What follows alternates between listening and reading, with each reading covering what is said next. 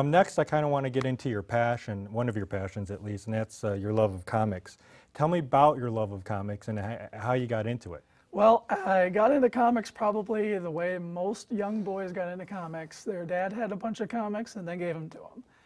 I'll never forget my dad bringing me into their room, and he had this huge box he pulled out from under the bed and said, "Here you go, these are yours now." And there's a bunch of old Spider-Man and Marvel Team Up and Iron Man and things like that. So that really spawned that. And growing up through school, I was a very introverted person.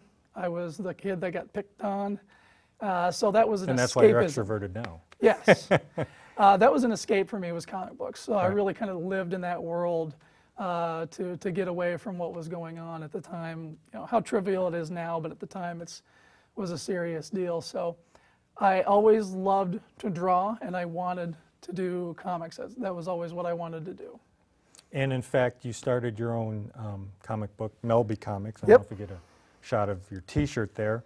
You know, I kind of went on your website. You've got these comic books, Chad the Fat Kid, World of Zombies, Pimp Zombies. How did you come up with these, and who actually does the writing for them? Well, some of the titles that are listed there on the website, they're not even in published yet, and some of them are actually projects from some other people. Okay. For myself, it started out back in 2005. This was the time when I was really getting back into drawing and really trying to retrain myself to draw. And I decided, you know, the best way to do it would be just to go ahead and let's just do this. I want to do this comic book thing. Let's just do it. So I scraped together what money I could and sat down and to draw out a 30-page book. And that first issue, really, you can see there's some pages where the art's not quite so good. Then it gets a little bit better because you can actually kind of see as I did it more and more and forced myself into doing it, I really kind of got into the swing of it. And since then, I've put out 3 issues. I got a 4th issue of that one book coming out, hopefully by next May, and trying to spin off some other projects from that. The Chad the Fat Kid, though, really is my current passion, I guess you could say, as far as those project goes. It's a weekly web comic, and people can get to it simply by Googling Chad the Fat Kid. I do it every Fat Kid Friday, which is I come out with a new strip, and it's given me a goal to always produce a new piece of art at least once a week. And it's also been very cathartic because a lot of the material comes from my own high school experience, and being a teacher and working in the public school system, trying to bring that kind of experience, a common experience that kids in the introverted realm kind of go through. And this character, Chad, is kind of a hodgepodge of those experiences. Now, Later in this program, you're going to be showing us some of your work or some of your passions. Can you kind of give us a preview as to what you're going to show? To Scleroderma, and one of the things that has really helped me to get back into drawing was what's called a Wacom tablet. This is the tablet right here, and essentially what it does is it allows a person to draw just as much as they would do with a pen and paper on the computer.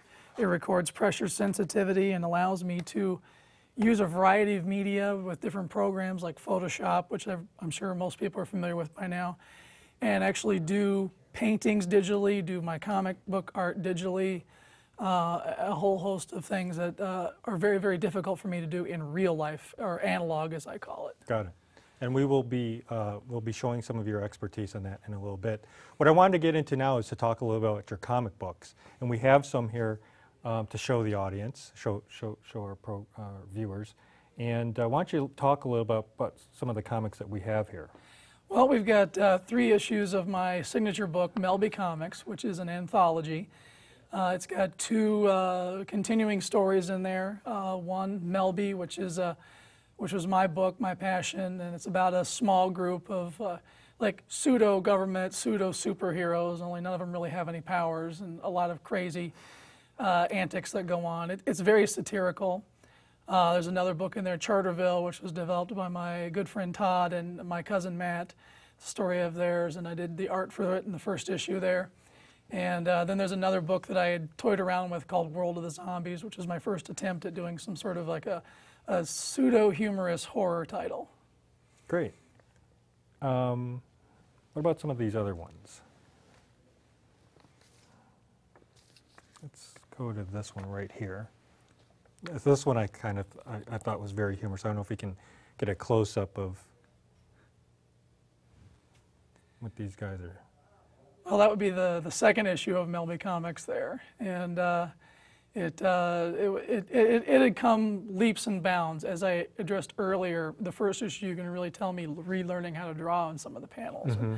I'd really kind of gotten into a mode at this point and felt a lot more comfortable with the art in it. So it had come further, and then in the third issue, which is also sitting there, the art has come even further. So.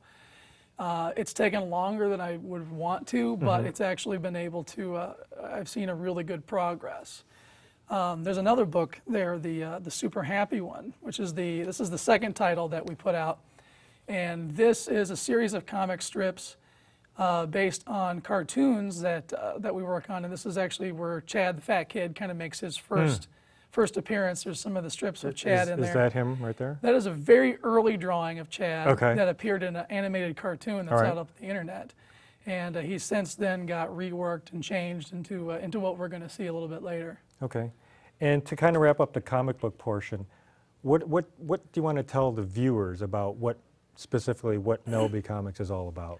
Well, Melby Comics is my attempt at creating an independent comic book publisher here in the Detroit, Michigan area. I'm starting to bring in some other artists to kind of share my dream to work in comics and do something that they love. Not necessarily something that makes a lot of money, but it's a passion.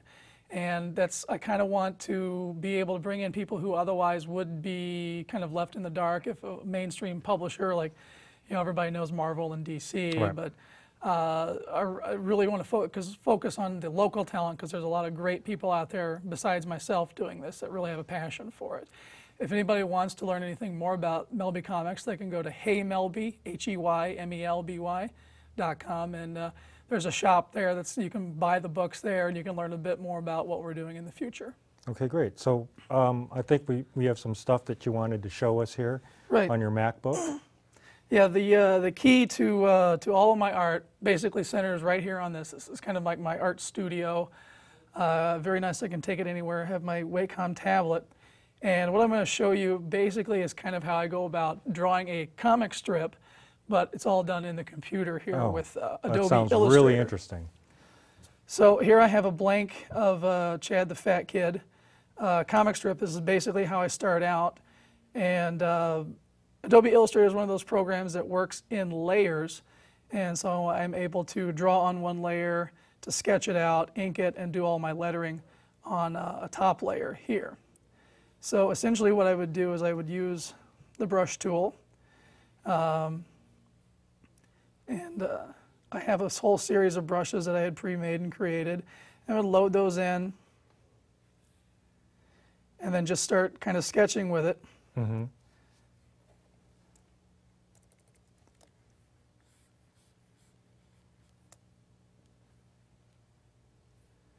And so you said those boxes are already preloaded?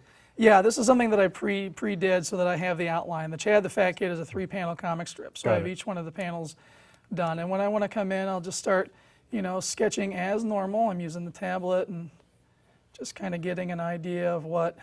And that's a view of you using the tablet there. Correct. And so I do like kind of a rough of where I want some of Chad's details to be. And